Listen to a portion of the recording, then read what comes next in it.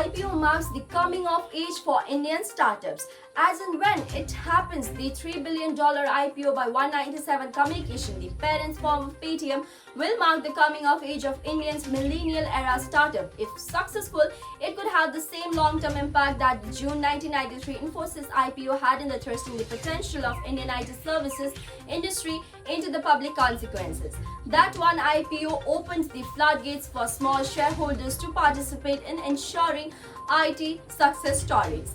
At 11 years, Paytm is on par with other global startups in terms of year taken to go public and provide an exit to its investors. In the US dating app Bumble, whose February 2021 IPO at a valuation of $8.2 billion made its founder Whitney Goldford a billionaire and the youngest woman to take a company public, was born in 2014. Didi Chuxing, the Chinese valuation of Uber, which is planning to the list in 2021 at a targeted valuation of $60 billion, was set up in 2012.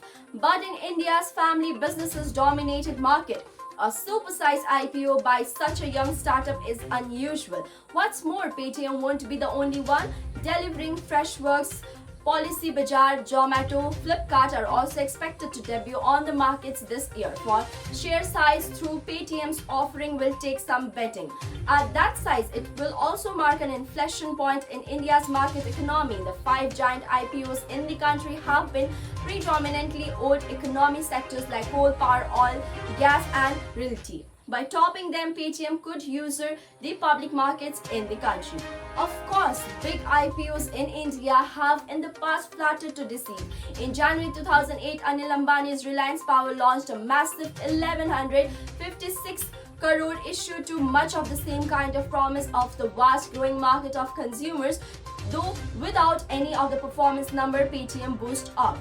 The much hyped stock slumped 17% on its stock market debut and investors were recovered their initial investments. Similarly, DLF's 9,187 crore earlier year was much more successful initial. But again, after peaking in January 2008, it has been downhill since then for the shareholders. The Paytm's IPO will also give an insight into how investors view companies that have not been profitable but hold on the promises exponential growth in their bottom lines once they turn the corner.